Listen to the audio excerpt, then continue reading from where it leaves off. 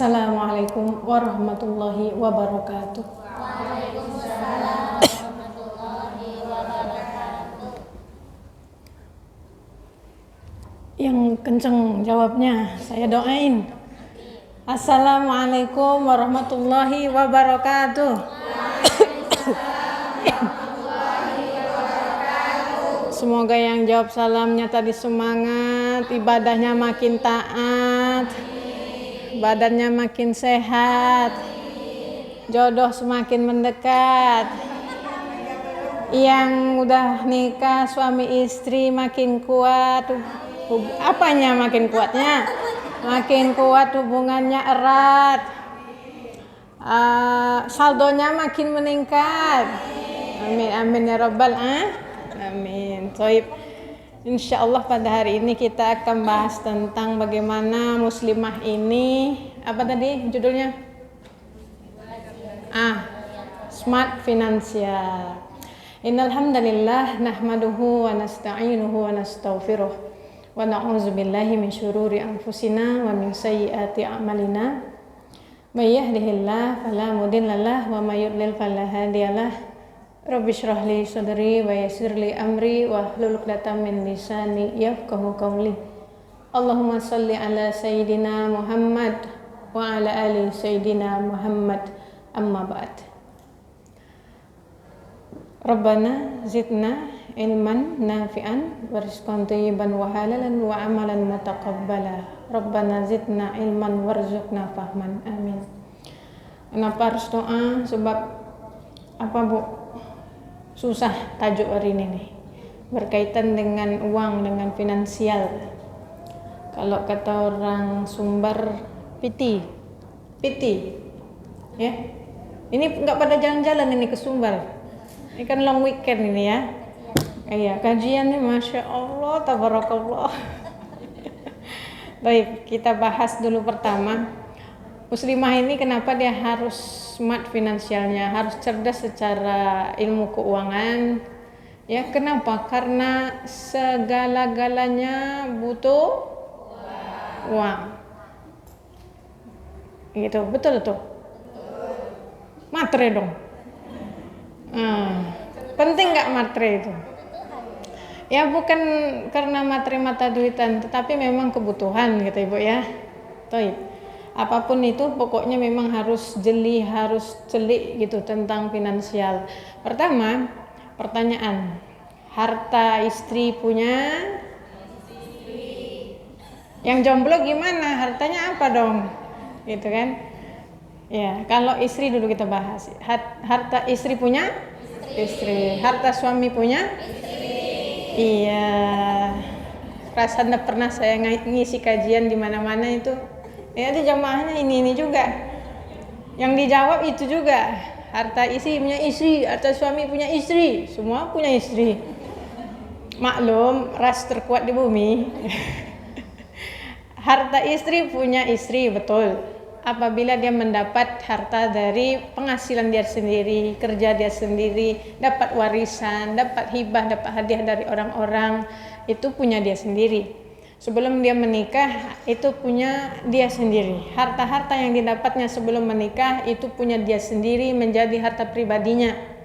Kemudian, ketika sudah menikah, macam mana? Kalau dalam Islamnya memang harta istri punya istri, harta suami punya suami. Ada harta suami yang akan jadi punya istri apabila 1, 2, 3, 4. Yang pertama, mahar.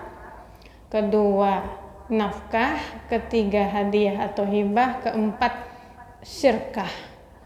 Itu aja yang berubah jadi punya istri. Jadi yang nggak berubah jadi punya istri itu sisanya tuh harta suami ya punya suami, nggak boleh dikacau-kacau. Tidak boleh pula istri itu meminta semua mengkeruk harta suaminya, punyaku semuanya nih. Tadi gitu.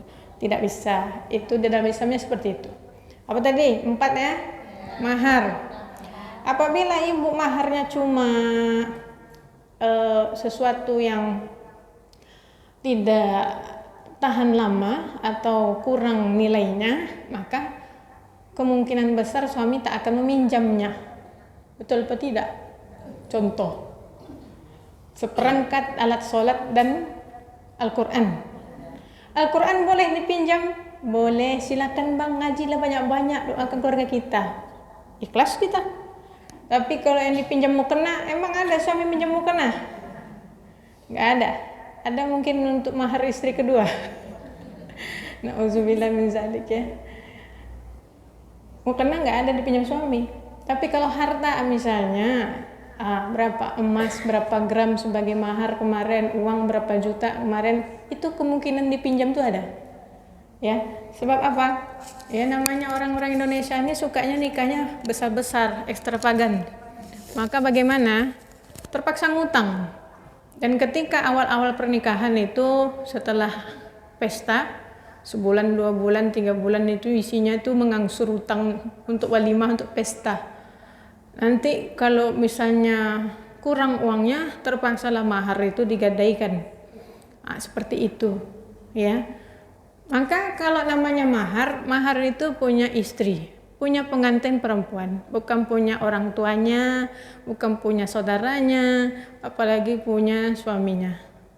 Kemudian itu tuh mahar ya. Makanya ibu-ibu kalau punya anak perempuan nanti tidak masalah ya, minta mahar yang bentuknya harta, tidak masalah. Loh, kok ada hadis yang sebagus-bagusnya perempuan ini adalah yang mudah maharnya? Ya maksudnya mudah di sini atau murah di sini bukan murah langsung. Berapa maharnya, Adek? Kata calon suaminya ini. Gratis bang. Oh enggak juga kayak gitu ya kan?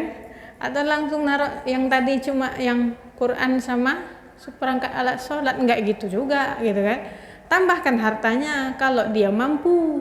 Apabila dia tidak mampu, misalnya bang mahar 25 juta. Apa? Kata dia gitu. Enggak jadi loh dek. Jangan. Turun sedikit boleh? Boleh. Berapa bang sanggupnya? 10 juta. Tambah sedikit bang gitu kan.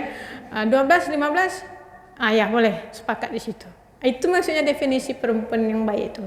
Boleh ditawar maharnya. Gitu. Jadi jangan langsung merendahkan mahar. Ya. Karena kalau merendahkan mahar nanti kita sendiri yang makan hati atau makan cinta. Sedangkan makan cinta tak bisa tiap hari.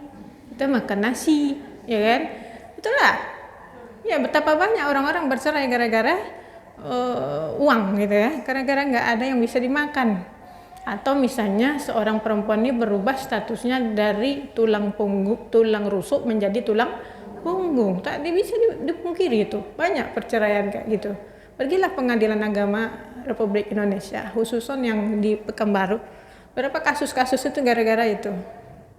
Ada yang gara-gara RT, ada yang gara-gara poligami, ya banyaklah sebab-sebabnya. Tapi memang tingkat perceraian itu tinggi. Ya, baik. Kita kan tidak mau menyelesaikan pernikahan kita gara-gara masalah uang gitu toh. Oleh karena itu, bibit bobot bebet itu memang perlu sebelum menikah sehingga nanti tidak perlu dihadapkan dengan permasalahan finansial. Kita lihat dulu kira-kira abang nih ada nggak pekerjaannya, wajar ya gitu. Kecuali kalau misalnya kita sanggup untuk berjuang bareng dari nol gitu ya, bikin bisnis bersama, kerja bersama, itu bagus, nggak apa-apa itu ya. Ikan kadang-kadang pula yang dikhawatirkan apa, sudah mulai dari nol, habis sudah sukses, disitulah cobaan laki-laki. Apa cobaan laki-laki? Nikah lagi. Kalau dia ada sukses, dia nikah lagi. Gitu. Oke? Baik. Mahar selesai, pindah nafkah. Nafkah, apa yang diberikan nafkah oleh suami itu menjadi milik istri. Apabila menjadi harta pribadinya. Makanya kalau dia memberikan mahar nafkah tadi, misalnya dia pakai untuk kebutuhannya dalam bulan itu 50%-nya atau 70%-nya, pandai dia menghematnya. 30% dia tabung atau dia belikan emas, kemudian atau 10%-nya dia kasih kepada orang tuanya, ibunya misalnya. Itu sudah menjadi hak dia. Bebas dia mau apakan nafkah tersebut. Asalkan tidak minta lagi sama suami. Kalau suami kan memandangnya seperti itu ya kan, cukup-cukup lah dia bilang kayak gitu kan. Maka apabila dia memberikan kepada orang tuanya atau sedekah dengan harta dari nafkah yang diberikan suaminya, dia tak bilang sebenarnya tidak masalah, tak berdosa. Cuma di dalam kehidupan ini nggak hitam putih fikih saja. Ada perasaan yang perlu ditimbang, ya kan? Ada keharmonisan keluarga yang perlu dijaga. Maka kalau nanti misalnya ketahuan suami istrinya ini memberikan nafkah kepada ibundanya tanpa sepengetahuan suami tahu, akhirnya pantesan kamu minta lagi setiap bulan ya, udah dikasih 4 juta sebulan tapi kok minta lagi 2 juta sebulan tuh tambahan, kenapa? Rupanya kau berikan uang tuh ke orang tuamu, dia bilang gitu. Sakit hati dia. Lebih baik ngaku di awal, bang, aku hemat-hemat nih uang nafkah nih segini bang, sisanya aku kasih ke orang tuaku, soalnya ibuku sendiri saja sekarang, tidak ada lagi yang memberikannya nafkah alias suaminya sudah meninggal gitu kan. Anak-anak yang lain susah ekonominya, jadi ibu bergantung kepada diriku. Bang ikhlas deh, ani ku tambah 1 juta untuk mamamu. Kan enak bayanginnya bu ya. Kalau suaminya kaya alhamdulillah. Ini masalahnya kalau suaminya mepet-mepet gitu loh. Nah, kalau masalah nafkah seperti ini kan, kalau orang tua kapan dinafkahi gitu kan, apakah wajib anak-anak ini menafkahi orang tuanya, dilihat kondisinya. Pertama syaratnya apabila ini usul tuh orang tua, ke bawah namanya furu'. Apabila usul tidak mampu, furu' mampu, maka furu' wajib memberi kepada usul. Itu syaratnya. Orang tua tak mampu, anak mampu. Tapi kalau misalnya orang tua mampu, anak tak mampu, maka tak wajib si anak memberi kepada orang tua. Atau misalnya sama-sama nggak mampu, ya macam mana lagi, akhirnya cari sendiri duitnya. Atau mereka termasuk orang-orang yang bisa menerima zakat, infak, sedekah dari hamba Allah yang lain. Begitu, ya. Kemudian udah tadi nafkah. Pokoknya yang diberikan melalui nafkah menjadi milik istri. Sekarang tak kisah itu nafkah itu mau dipegang gaji suami seutuhnya itu langsung dikasih kepada istri mengalokasikan ini untuk keluarga, ini untuk anak, ini untuk dapur, ini untuk macam-macam sekolah anak. Untuk abang dikasih jatah kayak jajan, padahal duit gaji suami itu ya, tidak masalah, tidak berdosa, asalkan ada kesepakatan. Silakan, ini gaji abang tiap bulan abang setor ke adik yang alokasikan, boleh, tidak masalah, ya. Tapi kalau suami mau mengambil gaji tersebut, ya, memang dia dari dirinya sendiri ngasilkan, dia yang megang, dia yang jatahin, alokasikan, itu pun boleh, tidak masalah. Nah, kemudian ada kasus kemarin tuh mau bercerai, tetapi si istri ini pandai nyimpan nafkah tadi, ada dibelikannya sisa-sisanya emas. Nah, kalau pas mau bercerai itu macam mana? Itu kan sebenarnya jadi harta dia tuh, sisa-sisa yang emas tadi tuh, harta pribadinya dia. Nah, jangan dicantumkan ke daftar harta bersama. Nanti kalau dicantumkan harta bersama, maka akan dibagi ketika bercerai. Gitu. Nah, kok ada harta bersama dalam pembahasan seperti ini? Ini harta bersama tidak ada diatur dalam Islam. Tapi apa boleh diatur? Boleh, karena tidak ada pula dalil yang melarang diaturnya uang harta bersama ini. Apa definisi harta bersama? Harta bersama itu adalah harta yang didapatkan oleh terserah istrinya yang bekerja atau suaminya yang bekerja, atau dua-duanya bekerja, pokoknya semua harta yang didapatkan semenjak selesai akad nikah menjadi harta bersama. Ini dalam kacamata Pengadilan Republik Indonesia, Pengadilan Agama. Dalam kompilasi hukum Islam Indonesia. Berdosa enggak orang Indonesia ini bikin aturan sendiri tentang harta bersama? Tidak, karena tadi tidak ada dalil yang melarang untuk mengaturnya. Maka diatur. Kenapa kok diatur? Karena banyak kasus-kasus di mana kita kalau berpegang pada harta istri punya istri, harta suami punya suami, itu kalau dalam keadaan damai saja, tidak bercerai, tidak pula meninggal salah satunya, maka insya Allah selamat. Tapi kalau misalnya dah mau cerai, maka akan mulai bermasalah. Dan misal kalau si mantan atau mantan suami atau mantan istri tidak baik orangnya, maksudnya cerainya tidak dengan lillahi ta'ala. Kita menikah karena Allah, kita berpisah juga sebaiknya karena Allah gitu ya. Maka kalau berpisah karena Allah tentu ditempuh jalan-jalan yang khair, yang ahsan. Macam mana?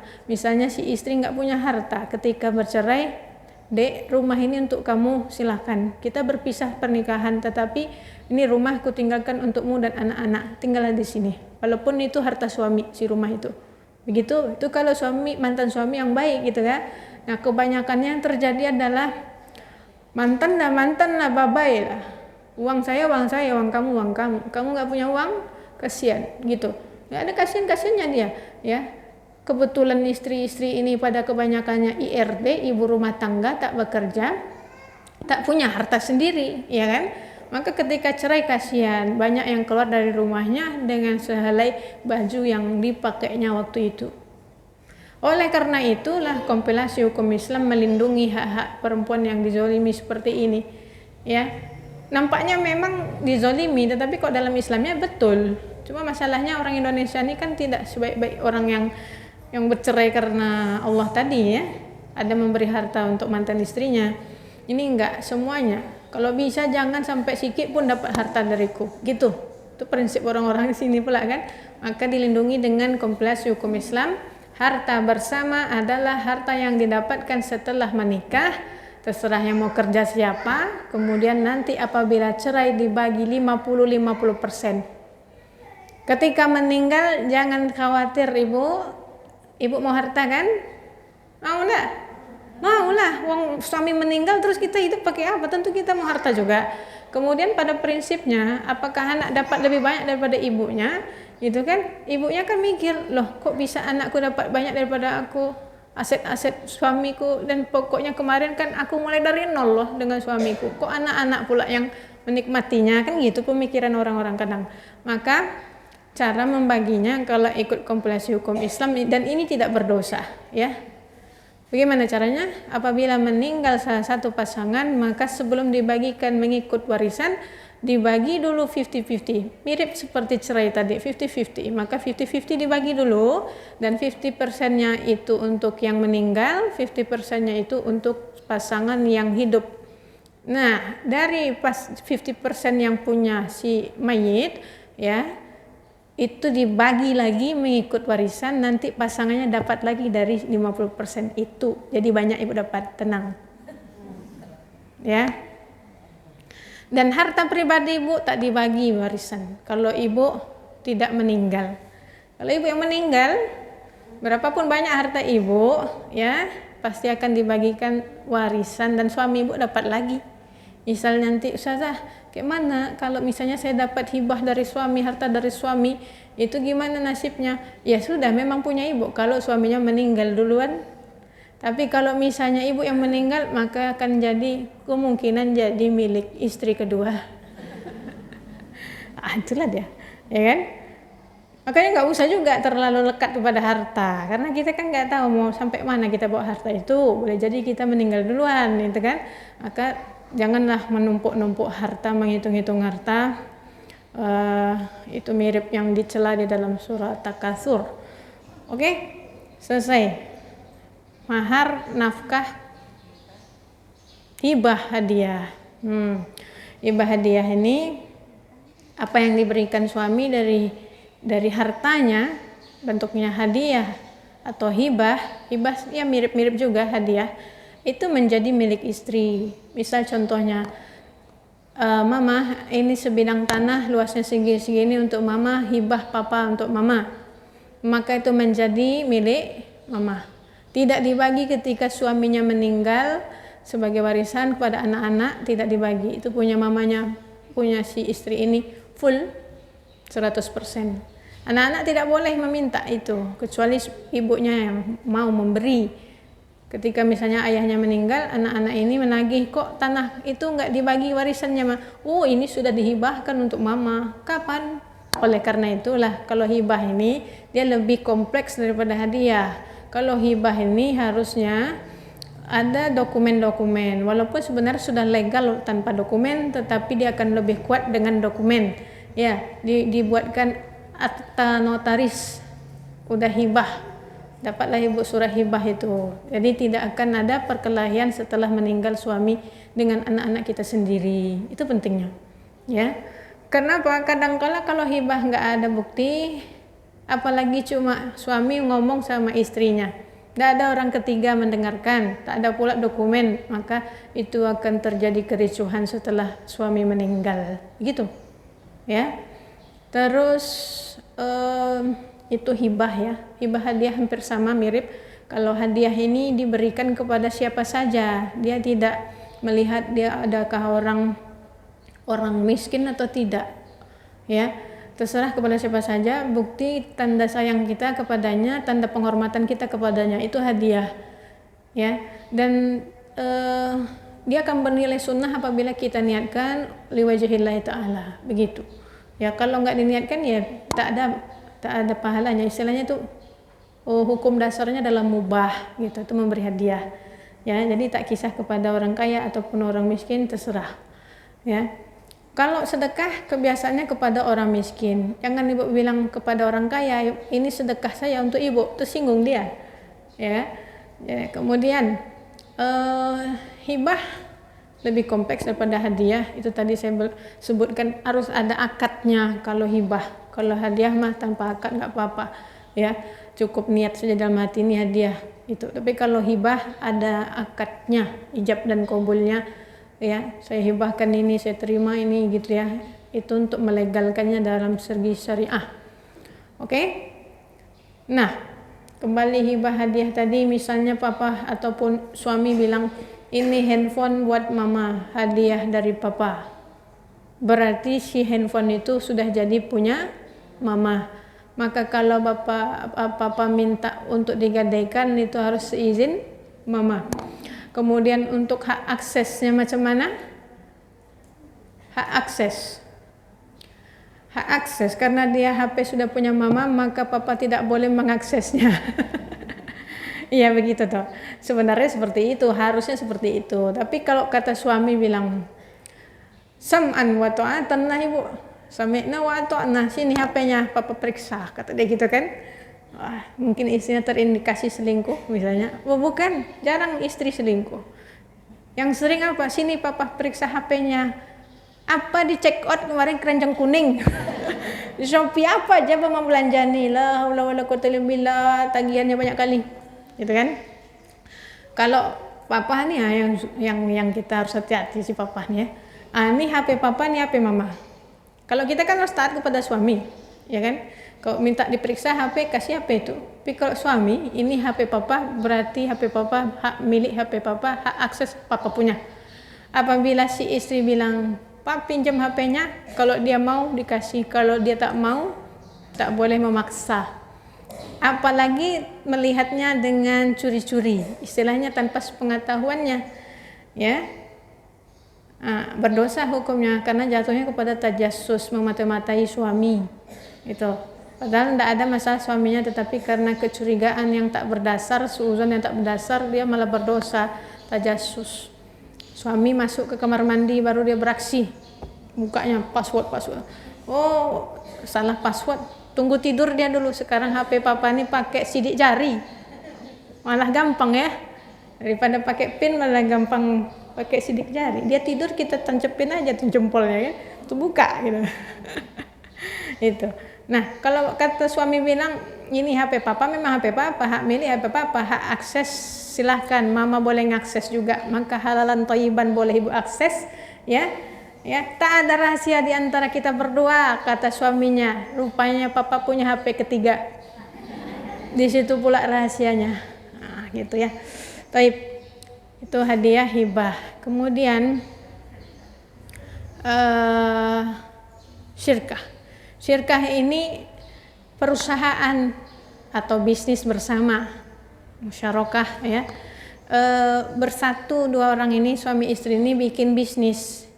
Maka ketika bikin bisnis ini dilihat ada nggak seseorang memberikan modal, kemudian perjanjiannya bagaimana bagi hasilnya, gitu. Nah, kalau misalnya suami ngasih 80% modal, istri ngasih 20% modal, maka ketika bagi hasilnya 80% keuntungan untuk suami, 20% untuk istri. Permasalahannya orang-orang nih di Indonesia nih akibat terlalu cinta atau mungkin dianggap aib, kalau berbisnis misalnya buka toko kelontong bersama, tidak dibahas di situ itu modal dari siapa berapa persen, kayak aib gitu. Yang bahas-bahas untung bersama tuh untung, pokoknya dianggap untung bersama. Padahal bisa dibagi mengikut modal yang disumbangkan di awal gitu, harusnya seperti itu. Atau sesuai kesepakatan misalnya karena si istri ini lebih banyak bukan modal dari uangnya tetapi dari tenaganya, waktunya, dia yang jagain konter itu misalnya, jagain toko itu. Suami mah cuma nyumbang dari modal utamanya saja. Jadi ada perjanjiannya berapa persen untuk istri, berapa persen untuk suami. Masalahnya karena itu saya sebut, karena aib orang-orang tidak membicarakan itu. Ya sudah, bisnis bersama ya bisnis bersama. Untung ya untung dipakai untuk bulan-bulanan bareng-bareng. Permasalahannya apabila cerai, apabila meninggal salah satunya, situlah agak kelimpungan.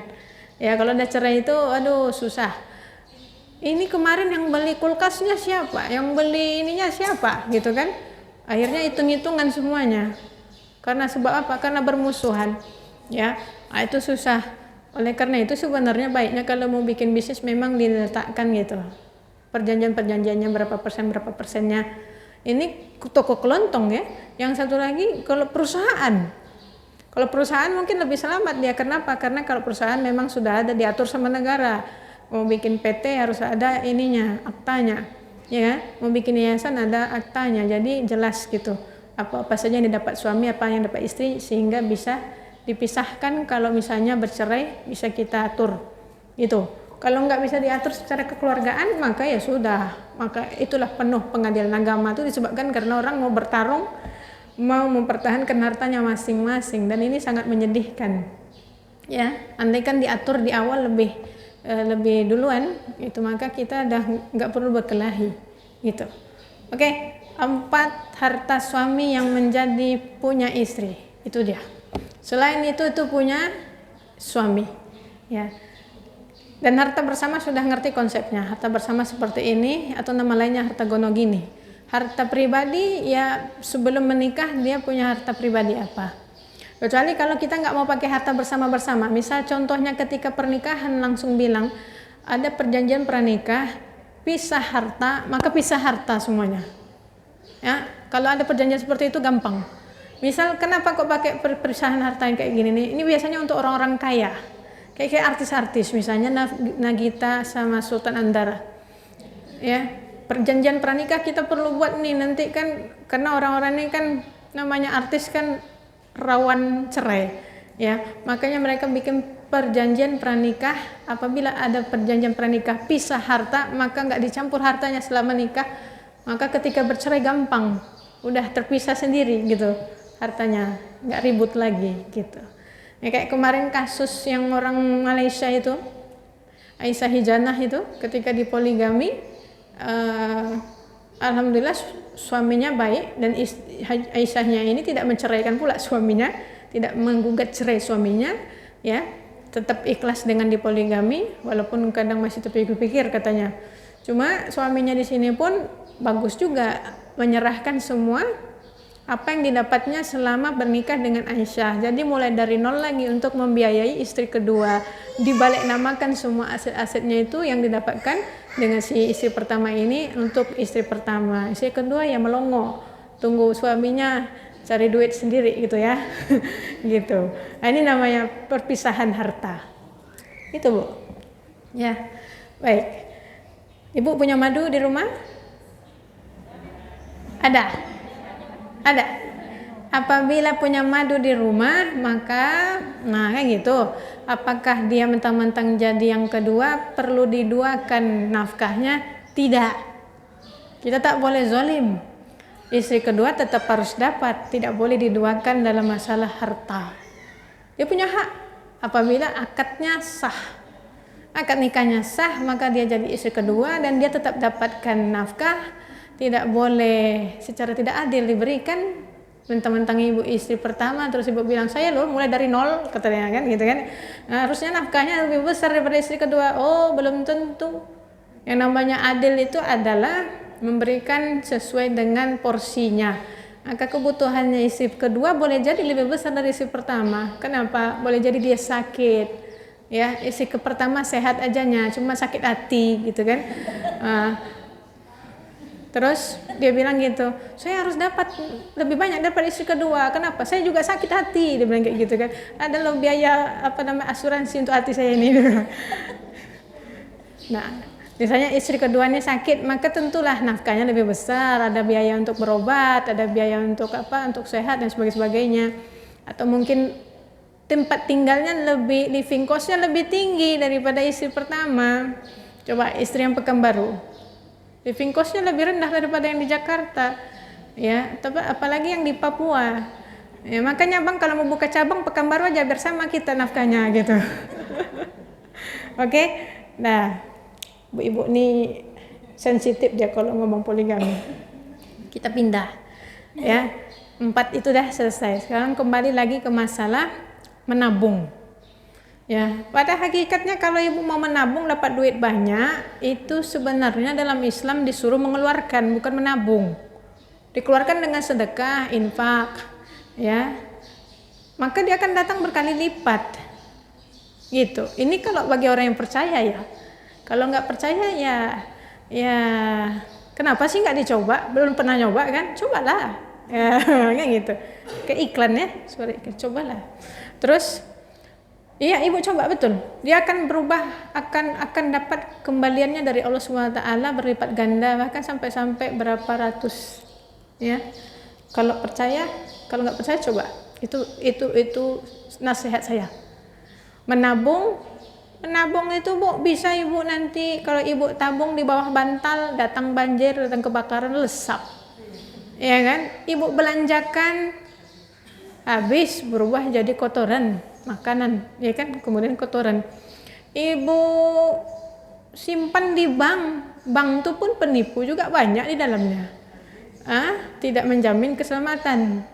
Disimpan di safe deposit, machine, SDM ya, SD box, ya. Safe deposit box. Surat tanah di situ, emas di situ, apa semua situ. Di bank juga itu, yang anti air, anti kebakaran ya. Tapi kayak manapun kalau Allah menginginkan bisa juga tuh rusak yang ada di dalam safe deposit itu, box itu, ya.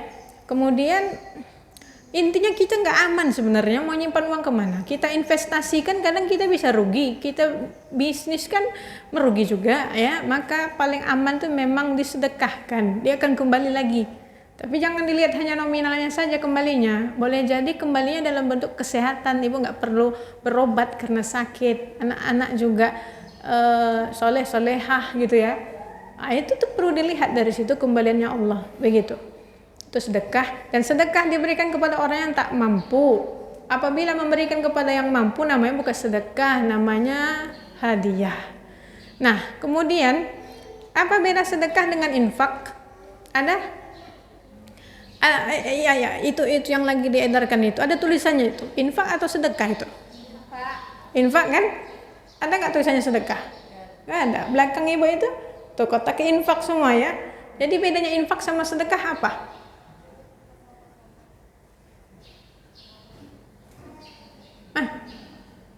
Jadi ibu selama ini tidak tahu bedanya? Tahu sudah, cuman ragu. Gitu. Ya, ini sedekah, payungnya, bawahnya ada infak. Ya, sedekah ini segala sesuatu yang kita berikan, terserah dia mau harta, materi ataupun tidak. Kalau infak, harta saja. Ya, harta itu bisa bentuknya uang, bisa bentuknya emas, perak, pokoknya yang berharga. Itu infak.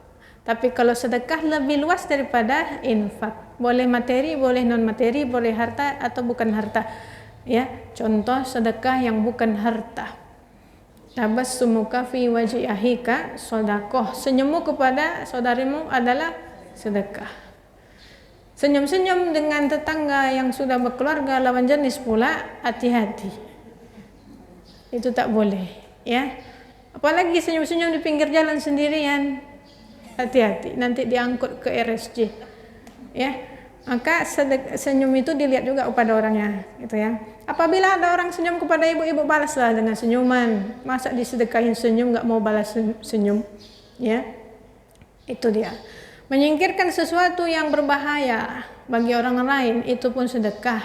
Bukan harta tetapi sedekah. Nggak cuma duri ya. Kalau di dalam hadisnya kan duri.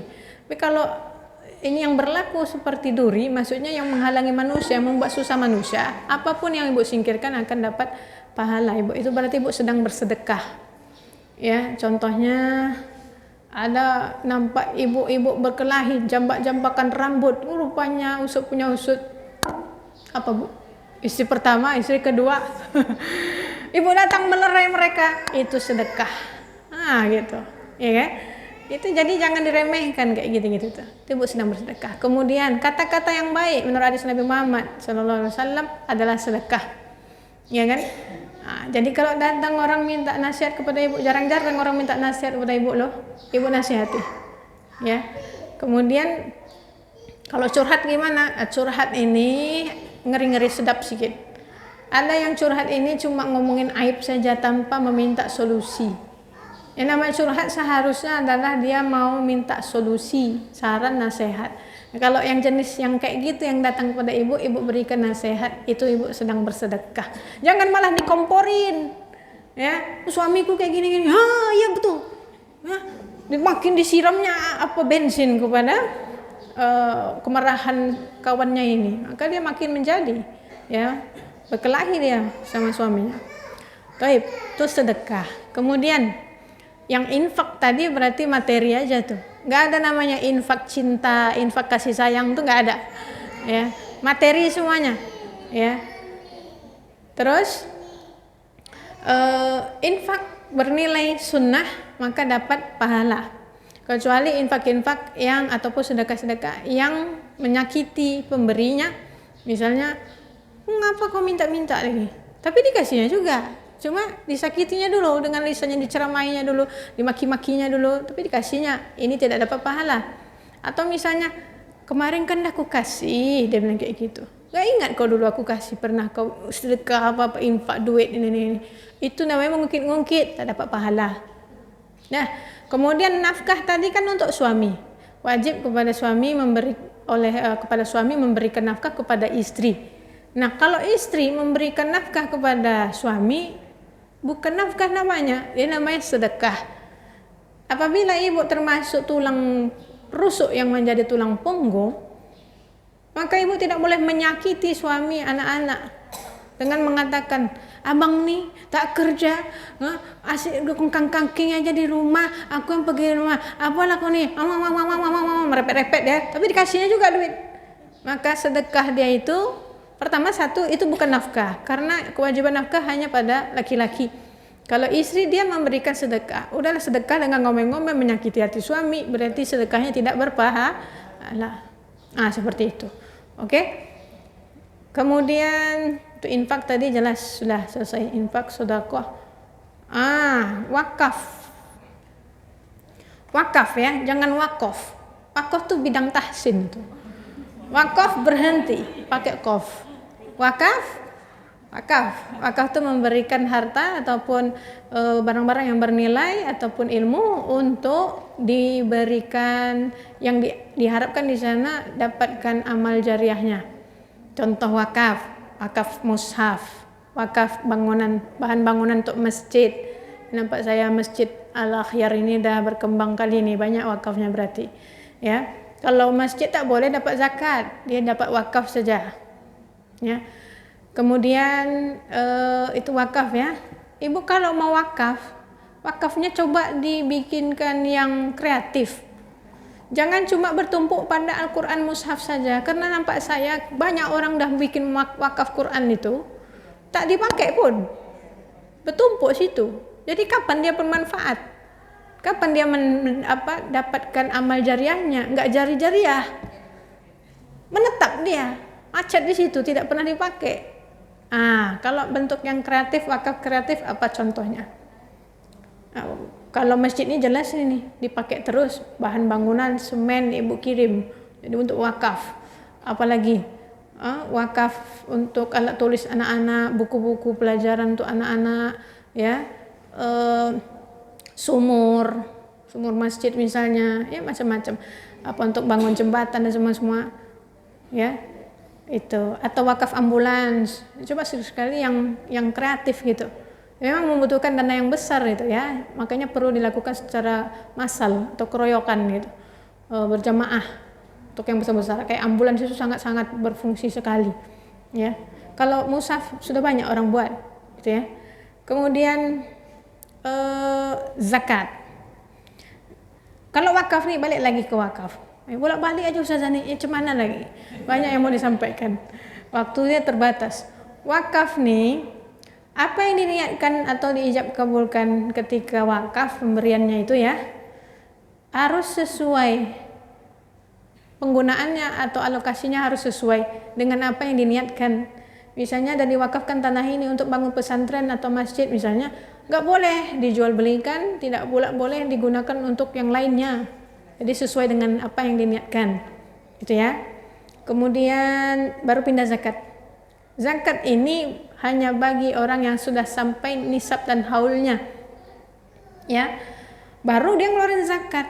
Berarti kan dia termasuk orang yang kaya. Apabila orang-orang yang menengah ke bawah yang tidak sampai nisab haulnya, apalagi tak punya harta, ya, maka dia tidak wajib mengeluarkan zakat.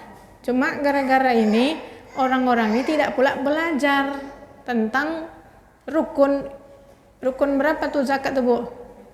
Rukun apa? Rukun Islam yang keempat. Rukun Islam yang keempat ini karena banyak orang tak mampu, maka mereka tidak mau pula belajar. Sama juga dengan rukun Islam yang kelima, haji bagi yang mampu, dedikasi yang bagi yang mampu, semua langsung tidak mampu. Padahal masih bisa berusaha, kan gitu. Nah, kalau kita menyandarkan diri kita langsung menengah ke bawah, orang-orang yang tidak bisa ngeluarin zakat, ya sudah. Ya udahlah, jadi orang yang tak mengeluarkan zakat terus. Makanya berniatlah untuk jadi orang kaya. Sekarang Ibu pilih, mau jadi kaya di dunia, ini pilih ya. Opsinya cuma 2, nggak ada 3. Mau jadi kaya di dunia, miskin di akhirat. Opsi pertama. Opsi kedua, miskin di dunia. Tunggu loh, yang susah sedikit. Pertama, kaya di dunia, miskin di akhirat. Kedua, miskin. Susah sekali pilihan kita hari ini. Ya, miskin di dunia, miskin di akhirat. Parah kali tuh, parah kali.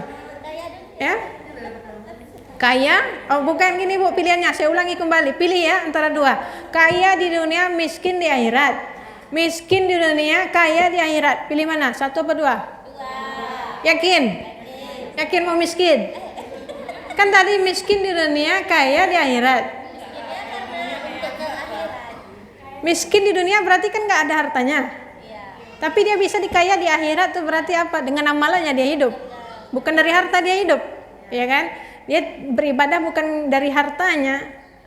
Ibu yakin mau miskin di dunia? Kaya di akhirat tapi tetap masuk surga kan? Iya, tapi kalau bisa dua-duanya, ngapa Ibu pilih salah satu kan gitu? Maka kita hadirkan opsi ketiga. Kaya di dunia, kaya di akhirat. Ngacung siapa mau? Kaya di dunia, kaya di akhirat, kok sikit yang ngacung? Heran saya mau. Aduh. Jangan sampai jadi pilihan keempat, miskin di dunia, miskin di akhirat. Ini ada tipikal udah miskin sombong pula. Ya kan? Maka dia miskin di akhirat juga. Sebab kenapa? Udah tidaklah beramal dengan ibadah karena nggak punya harta. Habis itu kalau dikasih orang sedekah, milih-milih. Nah, apa tuh? Nggak maulah, kata dia kayak gitu. Ya? Oh tentu nggak beribadah pula. Macam mana? Miskin di dunia, miskin di akhirat. Nah kalau ibu mau, doalah. Berdoalah. Ya Allah ya Tuhanku, jadikanlah aku kaya di dunia, kaya di akhirat. Sungguh-sungguh. Maka ibu dengan kaya di dunia itu, ibu beramal ibadah. Gitu. Tapi kalau belum dikabulkan juga, misalnya miskin di dunia, ya gitu ya. itu Allah dah tahu lah, ini kalau dikasih kaya pasti dia nggak akan ibadah gitu ya. Kayak ibu-ibu yang kaya, Allah tahu juga ini nih susah dia beribadah secara fisik, makanya kita kasih harta supaya dia beribadah dengan hartanya. Maka yang kaya-kaya keluarkan zakatnya, jangan dipelihara dikekep terus tuh harta ya. Ibu-ibu, walaupun ibu yang bukan pencari di dalam keluarga, bukan yang mencari nafkah ya, tapi kalau suami sudah nyampe nisab dan haulnya hartanya itu wajib keluarkan zakat. Ibu tukang ingatkannya, jangan asih-asih aja terus bilang gini, Pak, oh iya Pak, Bapak harus berzakat ya. Iya, keluarkanlah untuk mama. Kenapa gitu, Ma? Iya, mama kan miskin Pak, kata dia gitu. IRT lo nggak punya kerjaan, dia bilang gitu kan. Oh salah kaprah. Zakat hanya boleh dikeluarkan kepada orang-orang yang mustahik zakat. Salah satunya memang fakir dan miskin. Fakir miskin istri walaupun nggak punya kerja, tetapi tanggung jawab suaminya mengkayakan istrinya. Ada pula kisahnya suami kaya istri miskin.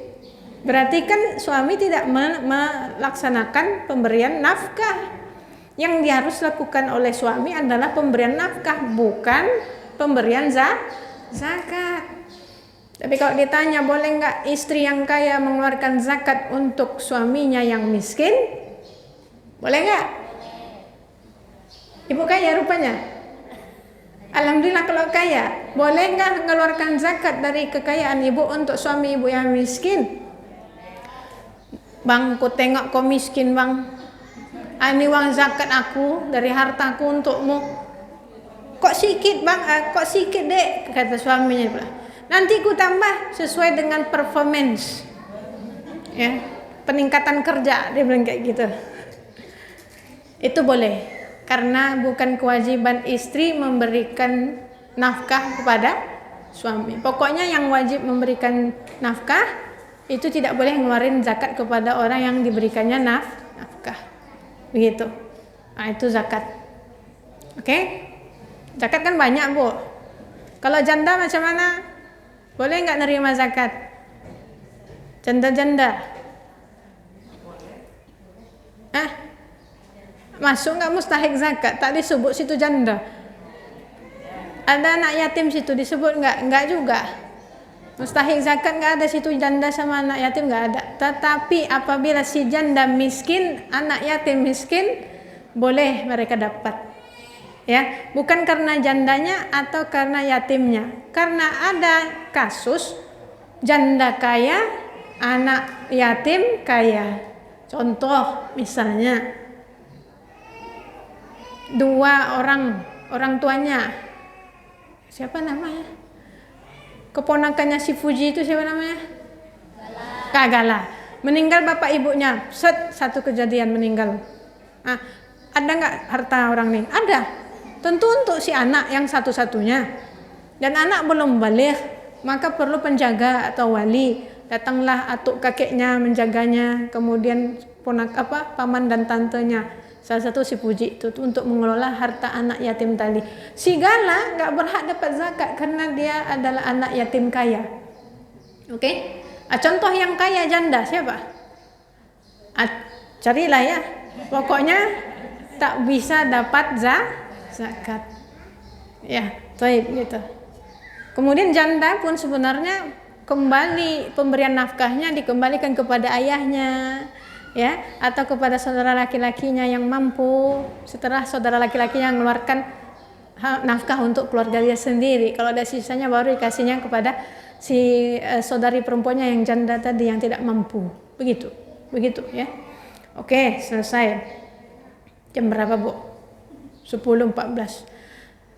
Infak sedekah, hibah sedekah. Hibah hadiah dah selesai. Sekarang bedanya hibah sama wasiat sama warisan. Kita nyentuh sedikit warisan. Kalau warisan ini sebenarnya harus 3 kali pertemuan atau 4 kali pertemuan. Sampai 3 kali pun belum selesai juga sebenarnya. Tapi kita sentuh sedikit saja ya. Ya, karena kita pusing hari ini jangan banyak kali tanya warisannya. Hibah, wasiat, dan warisan letak bedanya di mana? Oke, hibah Yang memberikannya itu terserah siapa, yang menerimanya terserah siapa. Boleh ahli waris, boleh yang bukan ahli waris. Mau ngibahin kepada selingkuhan boleh. Cuma dia tak berdosa kan, memberikan hadiah kepada selingkuhan dia tak berdosa, tetapi dia berdosanya dari segi berselingkuh. Itu kan, berzina. Memberikan kepada tetangga boleh. Kepada orang yang ngurusin kita boleh, kepada pembantu kita boleh, pokoknya terserah. Anak-anak sendiri pun boleh. Penerima hibah terserah siapa orangnya, mau orang kafir pun boleh. Ya. Wasiat penerimanya tidak boleh ahli waris. Selain ahli waris boleh. Maka apabila datang ibu bapak bilang, kalian nanti abang anak pertama dapat rumah yang satu tuh, anak yang kedua dapat tanah yang sebelah sana. Kalau mama meninggal, papa meninggal, baru kalian tunaikan wasiat ini. Tidak sah. Karena wasiat tidak boleh untuk ahli waris. Kemudian warisan. Warisan yang nerima hanya ahli waris, tidak boleh selain ahli waris. Dan ahli waris tidak semuanya dapat, ada yang terhijab. Maksudnya terhijab misal contohnya kayak cucu. Kalau ada cucu tapi ada juga anak, maka si cucu nggak dapat. Kayak gitulah. Ya. Kemudian misalnya saudara ada anak laki-laki, ada anak perempuan juga misalnya, maka saudaranya si mayit tak dapat. Gitu.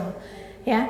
Ada ahli waris, tetapi mereka ini ada yang tak dapat kalau ada yang menghijabinya yang lebih dekat kepada si mayit hubungannya. Oke. Nah, pokoknya selain ahli waris tidak boleh dapat warisan. Kalau wasiat diberikan selain kepada ahli waris. Kalau hibah terserah ahli waris, non ahli waris boleh, semuanya boleh dapat hibah. Itu perbedaan pertama pada masalah siapa yang diberikan padanya. Kedua, masalah beda kapan menjadi hak milik si penerima. Kalau hibah, akad yaitu ijab kabul pemberian hibahnya ketika yang memberi dan menerima hibah masih hidup. Contoh, itu tadi, ibu nak mau anak ibu berkelahi nanti pas bagi waris, kalau ibu meninggal, maka ibu dah duluan membagi hibah.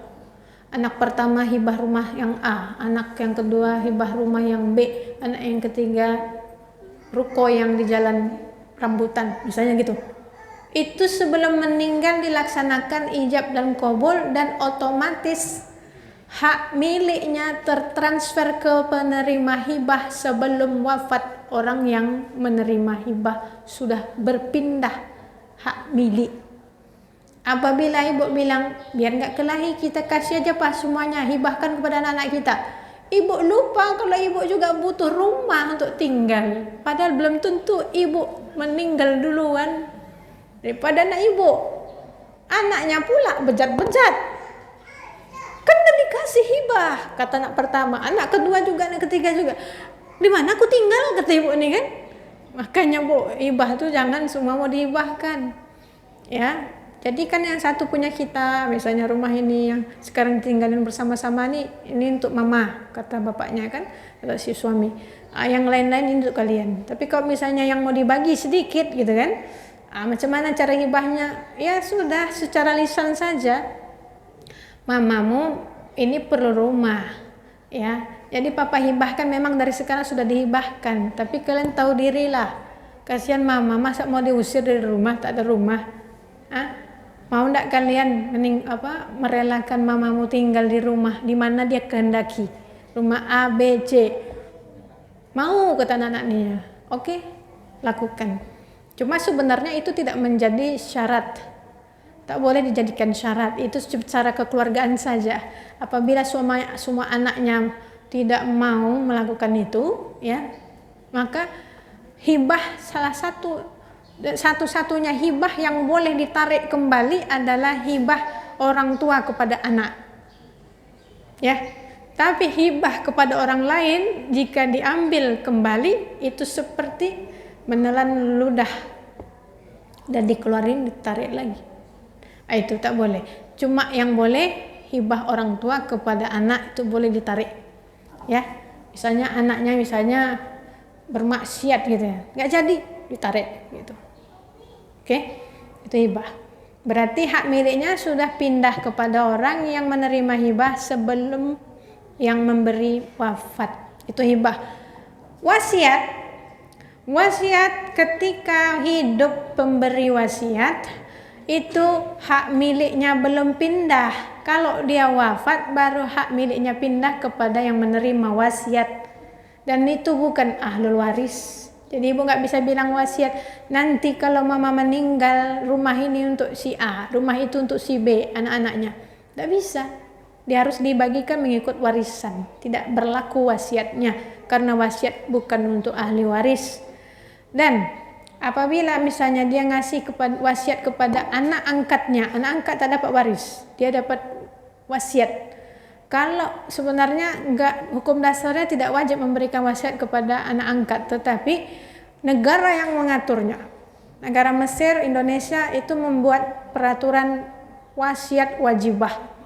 Wasiatnya wajib diberikan kepada anak angkat, itu harus ada diporsikan untuk anak angkat. Jadi hukumnya jadi wajib karena undang-undang negara yang ngatur. Terus apabila si anak angkat dibilangin gini sama ibu angkatnya, nak, untuk kamu rumah yang situ, itu rumah belum jadi milik dia kecuali nanti ibu tuh wafat baru jadi milik dia. Itu bedanya dengan hibah. Oke? Nah, pindah warisan dia berpindah ketika yang punya harta meninggal, barulah jadi milik hak warisnya ahli waris. Selesai. Sekarang besarannya hibah besarannya terserah mau berapa, bahkan semuanya bu ibu kasih kepada orang boleh, kepada anak ibu semua boleh ya. Kemudian kalau wasiat sepertiga, tak boleh lebih dari sepertiga harta total. Misalnya anak angkat lebih disayang daripada anak kandung, maka anak angkat tak boleh dapat harta lebih dari sepertiga total harta. Oke? Karena 2/3-nya milik ahli waris. Itu. Kemudian kalau waris tidak bisa dibagi semena-mena. Ada aturannya dalam ilmu waris, ada yang setengah, ada yang 1/4, ada yang 1/6, ada yang 1/8, ada yang sisa ya.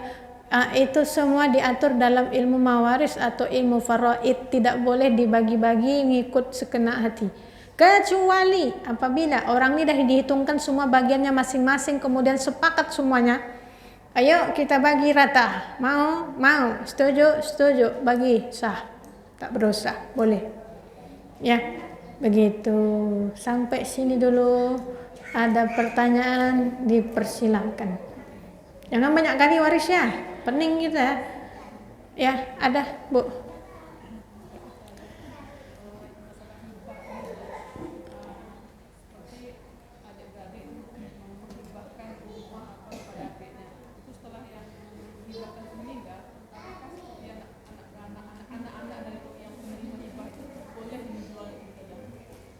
Yang memberi hibah meninggal pada adiknya.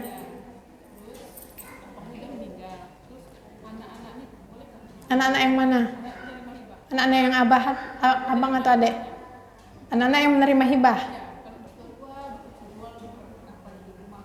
Baik. Seorang abang memberikan hibah kepada adiknya. Abangnya meninggal, adiknya masih hidup enggak? Masih hidup. Maka si anak-anak adik ini berhak enggak menjual. Belum boleh tanpa seizin dari adik tuh. Anak-anak si adik tidak boleh menjual harta si adik tanpa izin si adik, gitu. Ya. Harta hibah itu sudah menjadi punya adik. Kenapa? Abangnya tadi memberikannya waktu si abang masih hidup. Kalau abangnya meninggal terus mau dibagi hibah, nggak sah, itu waris jadinya. Dan si adik belum tentu dapat kalau si abang punya anak-anak. Oke. Jelas, Bu?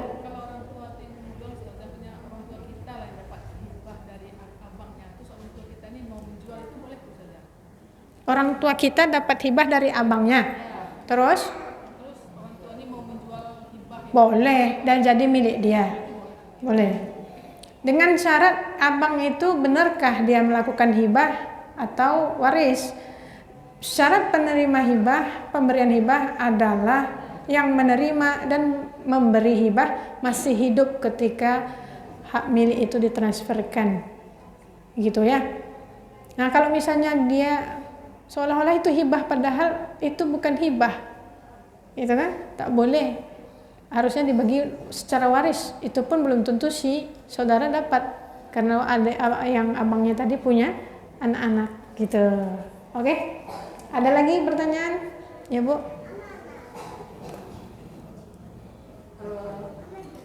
Ini masalah waris juga. Ketika ada anak laki-laki, anak perempuan, terus anak laki-laki berkata, dia tidak mengambil warisan ini, untuk adik-adik saja yang mengambil. Nah, seperti ini apakah berlaku atau memang tetap dia harus dibagi berdasarkan ilmu waris? Kemudian nanti kalau memang abang atau abangnya tidak mau mengambil ini, baru dikasih lagi ke adiknya. Artinya selesaikan dulu secara ilmu waris baru diberi, atau boleh ketika akad itu langsung tidak, ketika akad itu berlaku langsung diberikan. Ya. Apakah harus dibagikan dulu atau dihitung-hitungkan dulu? Ya. Sebenarnya tidak apa-apa. Kalau misalnya harta tersebut yang dapat itu ya cuma satu orang, tapi kalau ada 2 orang, 3 orang, itu 3 orang 2 orang itu kan harus ngerti tuh yang bagian abang yang mau memberikan itu berapa, kayak gitu. Jadi mau nggak mau dihitungkan dulu, tidak harus langsung dibagi-bagikan hartanya tuh enggak, dihitungkan aja dulu, hitungkan dulu. Misalnya bersaudara 3. Kalau cuma 2 aja gampang, bilang gini, aku kasih kepada kamu, aku rela, tak perlu dihitungkan pun tidak apa-apa, karena udah tahu pastilah semuanya 100% punya dia. Tapi kalau misalnya 3 beradik, abangnya 1 aja yang mau mengikhlaskan untuk semuanya adiknya yang 2 ini, maka tentu perlu dihitungkan punya abangnya berapa dulu, kemudian punya adik-adiknya berapa dulu, maka yang dibagikan untuk abang, dari abang kepada adik-adiknya itu berapa persen kan gitu. Misalnya adiknya perempuan dua-duanya, dia laki-laki, maka nggak ada yang lain-lain yang menerima waris nih, cuma mereka bertiga saja. Maka si abang bilang, aku relakan harta warisanku, jatahku untuk kalian berdua, bagi rata, misalnya gitu kan. Maka hitungkan dia 2 punya dia, 1 punya adiknya, berarti bagi 4, ya kan? Yang 2 porsi punya abangnya itu kalau mau dibagi rata berarti tambah 1 untuk adiknya perempuan 1. Tapi kalau mau dia bilang adik yang pertama lebih membutuhkan, aku kasih 1,5, yang satunya setengah, itu boleh juga. Yang penting hitungkan dulu, sebab porsinya itu kan kita belum jelas itu berapa yang didapatkan abangnya tadi. Nah, oke, gitu caranya bagikannya. Ada lagi, Bu? Ya. Ibu-ibu atau gadis-gadis? Ibu-ibu, ya silakan.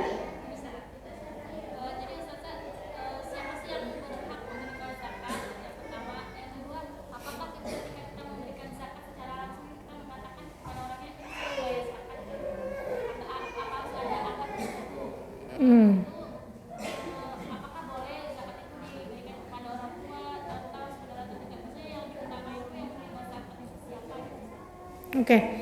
Mustahik zakat yang berhak menerima zakat.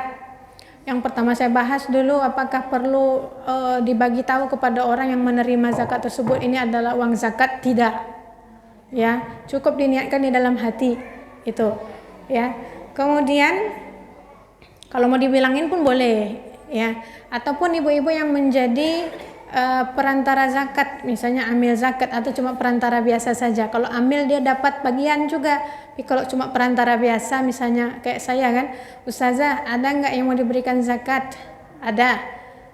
Ditransfernya kepada saya. Ini banyak jemaah yang kayak gitu, transfer ke saya yang mengalokasikan. Tetapi saya bukan ambil zakat, saya cuma bantu saja mencarikan yang cocok.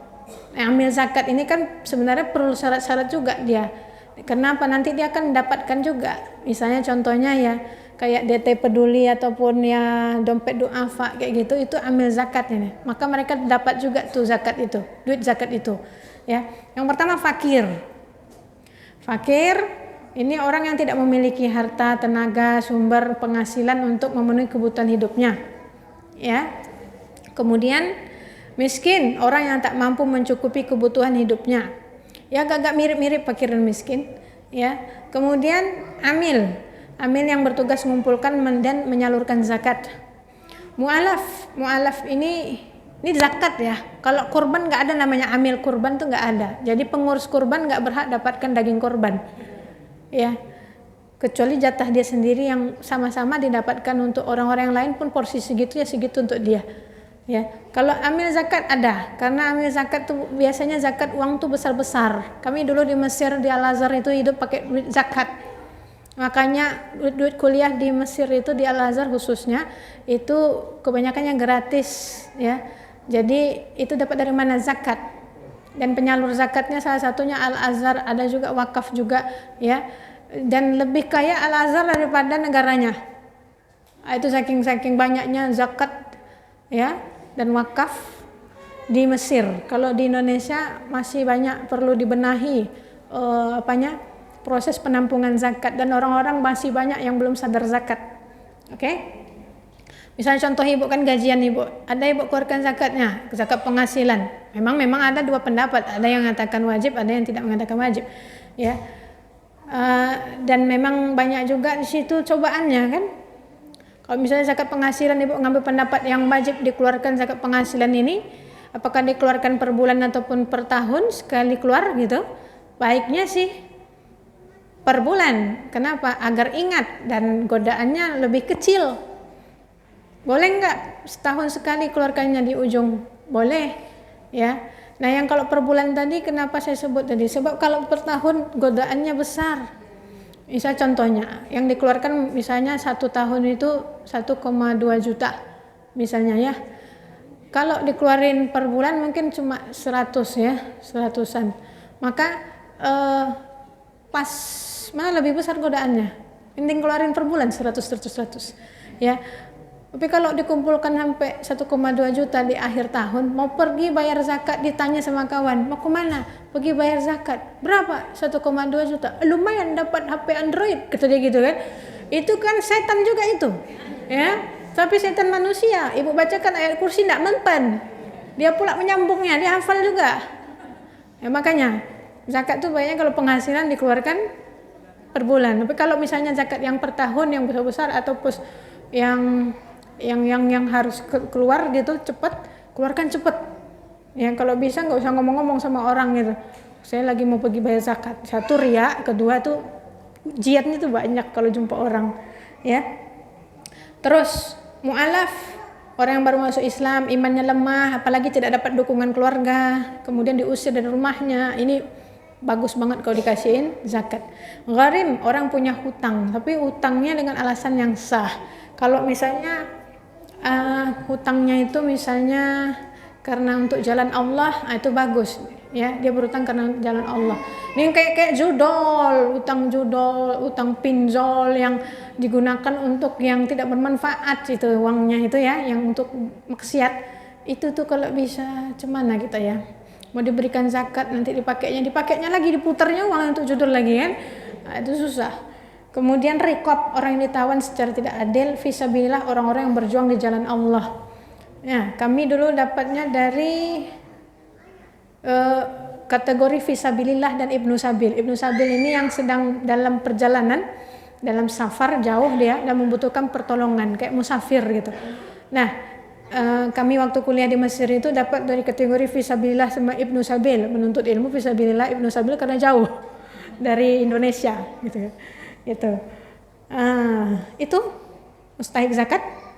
Selain itu, ibu kalau salah kasih zakat, Misalnya tersalah kasih zakat itu kepada orang kaya, ibu kira dia orang miskin, maka tetap wajib mengeluarkannya lagi kepada orang miskin. Boleh ibu tagih itu orang kaya yang salah kasih tadi, kemana duitnya, kamu kaya rupanya, balikin uang zakat tadi. Udah termakan, dia bilang, udah kaya dimakan pula dalam hati kita kan. Cemana lagi, dia bilang, kamu sih gak lihat saya kaya, aku miskin. Dia bilang, ya sudah ibu keluarkan juga dari saku sendiri gitu. Wajib, tetap wajib ya. Berdosa enggak? Tidak berdosa karena tidak tahu ya. Nah, kayak suami istri tadi, gara-gara pelit dia tahu dia wajib keluarkan zakat, mau dikeluarkannya zakat, tetapi apa, dia mikir ini sayang nih uang ini, masa keluar ke orang-orang luar gitu, kita pelihara aja uang ini biar bersirkulasi di dalam keluarga. Akhirnya dia bilangnya ngasih kepada istri. Kalau dia tahu istri tak boleh dapat, maka dia berdosa kalau tetap ngasih dan belum tuntas penunaian zakatnya. Dia harus keluarkan lagi zakat dari kantongnya lagi untuk orang yang lain yang mustahik. Udah tadi pertanyaannya ya. Apa lagi tadi? Udah. Selesai. Ada lagi pertanyaan? Ya Bunda.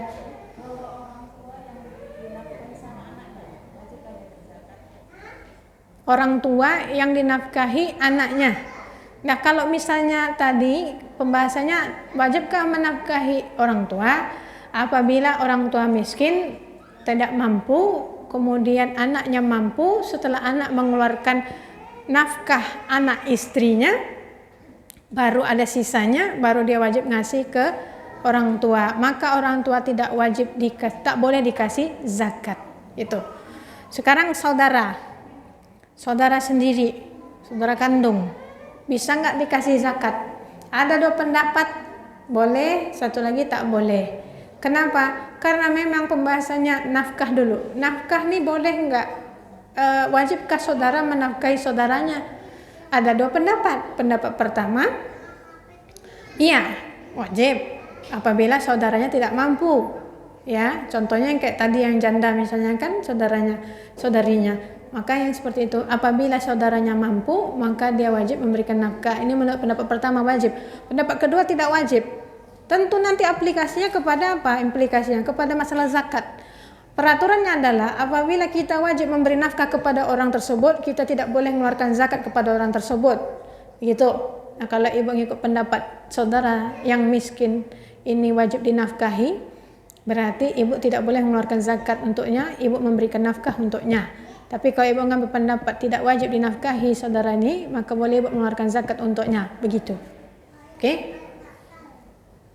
Sudah terjawab ya? Insyaallah. Orang tua tadi. Tidak nafkah. Tidak boleh dizakati orang tua itu. Dia dinafkahi. Anta wa maluka li waladika.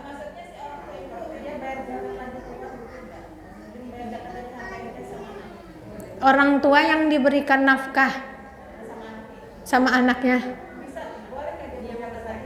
Bolehkah orang tua itu memberikan zakat kepada orang lain? Kalau dia mampu dan sudah sampai nisab dan haulnya, dia memang harus keluarkan uang lagi, zakat lagi kepada orang. Misalnya orang tuanya Raffi Ahmad, siapa Konita? Ibu Konita.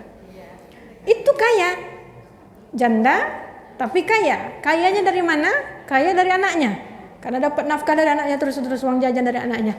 Kalau nafkahnya sudah menggunung, di total hartanya berapa, dah nyampe nisab dan haulnya, si ibu Konita wajib keluarkan zakat. Itu. Oke, walaupun dia tidak bekerja. Tapi kan dia punya harta. Itu. Ada lagi? Tak ada. Ya Bu.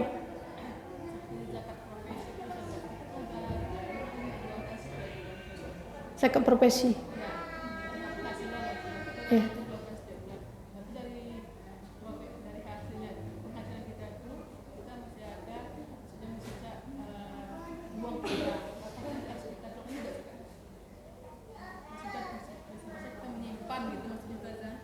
Zakat profesi Ibu mengeluarkannya per bulan. Terus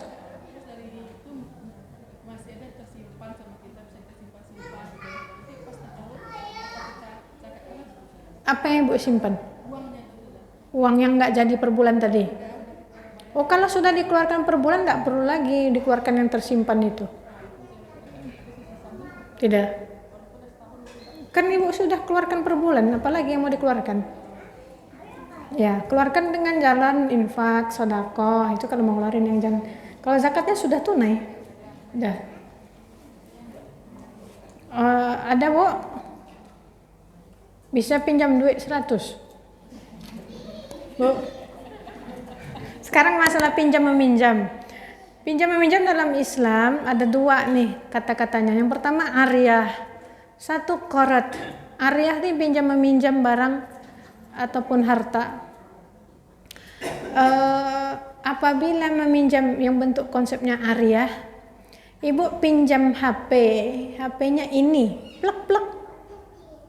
Maka ketika mengembalikannya HP itu juga, fisiknya itu juga, ya, nggak boleh HP yang ini, HP ini, itu namanya ariyah, pinjam meminjam.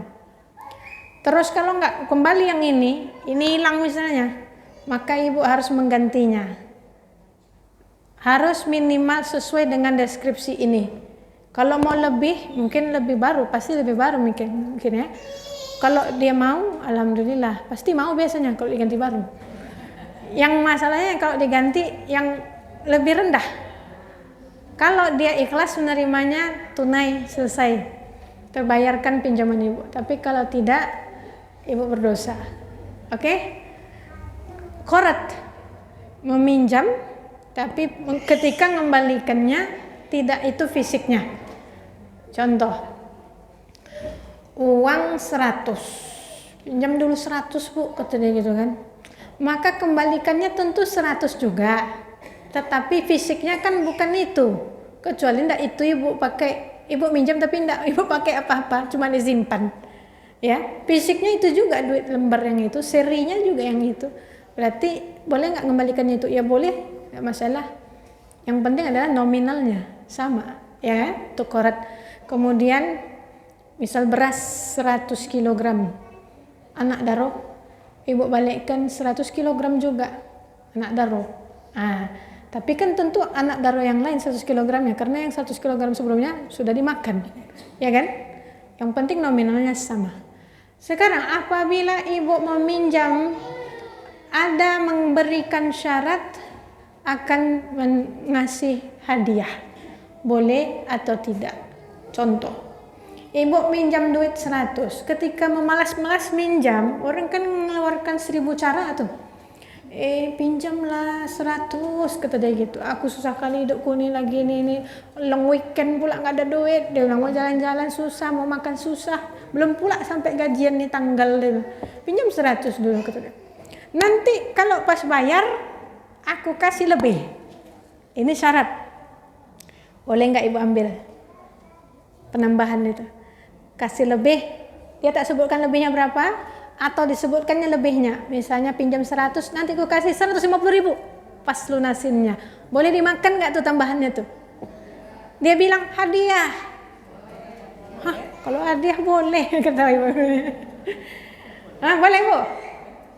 Kalau ada hadiah, penambahan, dan disyaratkan di depan ketika minjem, baik oleh orang yang minjem maupun yang ngasih pinjaman, tidak boleh diambil. Itu riba. Tidak boleh. Tapi apabila tidak disyaratkan, ya, tidak disyaratkan, maka bagaimana? Ada 3 pendapat ulama tentangnya. Tidak disyaratkan, tapi namanya orang kadang dipinjemin duit lagi mepet ya, lagi menderita, dikasih pinjaman, berniat dalam hati kalau pas nanti lunasin aku akan bayar lebih sebagai ucapan terima kasihku. Ini pernah ibu pinjam kayak gitu kan? Nama orang kadang-kadang kan dia terima kasih. Ini kan nggak disyaratkan. Kalau disyaratkan bagi orang yang meminjam kan kayak gini. Ya, aku pinjamin 100, tapi tahu diri lah ya, besok kembalikan adalah lebih, kata dia gitu kan. Itu persyaratan di awal oleh orang yang minjemin maupun orang yang minjem. Tak boleh diambil. Lebihnya tak boleh diambil. Tak boleh ditunaikan juga kalau dia ngasih syarat di depan. aturan dari awal tidak boleh meminjam kepadanya kalau dia ngasih syarat seperti itu, ya. Tapi kalau tidak disyaratkan, ketika mau bayar dia lunasin, tambahannya ada sebagai hadiah. 3 pendapat ulama. Pertama, boleh diambil, ya. Yang pertama halal, secara mutlak halal boleh diambil. Pendapat kedua halal dengan syarat. Syaratnya yang boleh nambah hanya dari segi kualitas, tidak boleh dari kuantitas. Pendapat ketiga haram. Oke, kita bahas satu-satu. Yang memperbolehkan dengan syarat dulu. Boleh menambah ketika membayar utang sebagai hadiah apabila yang ditambah adalah kualitas. Dalilnya apa? Nabi pernah minjem 1 ekor unta. Muda usianya 7 tahun. Kurang dari 7 tahun, masih kecil unta itu dipinjam. Ketika mau dilunasin, Nabi dapat unta dari orang lain usianya 7 tahun. Waktu mau lunasin itu, dibilang kepada asisten beliau, tolong bayarkan unta yang aku ngutang kepada si fulan dengan unta yang baru datang ini. Apa kata asistennya disebut? Ini usianya 7 tahun ya Rasul. Kalau membayar unta muda dengan usia 7 tahun berarti rugi, Bu. Karena 7 tahun udah banyak dagingnya, banyak susunya. Kalau masih muda kan berapalah harganya. Apa kata Nabi? Berikan unta yang 7 tahun ini untuk bayarin utangku. Aku suka bagi yang baik-baik kepada orang. Ini dijadikan dalil boleh ibu memberikan tambahan ketika membayar utang tanpa disyaratkan di depan. Tapi yang nambah boleh, yang hadiahnya itu dari penambahan dari segi kualitas. Sama-sama 1 ekor nih tadi untanya, cuma yang 1 7 tahun, yang 1 muda. Yang 7 tahun untuk membayar utang yang 1 ekor unta yang muda. Berarti yang nambah cuma kualitas, boleh. Kalau dikonvert kepada cerita kita, misal contoh ibu minjam 100 kilogram anak daro tadi, beras anak daro. Ya, pas mau bayar ibu bayar 100 kg juga, nominalnya sama, tapi kualitasnya beda. Bayar pakai beras apa Bu yang premium? Apa? Yang lebih premium dari anak daro apa Bu? Belida di bawah anak daro. Apa Bu? Basmati misalnya. Wah, orang kaya tahu basmati Bu?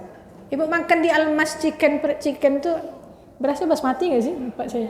Tapi nasi Arab ya, chicken mandi.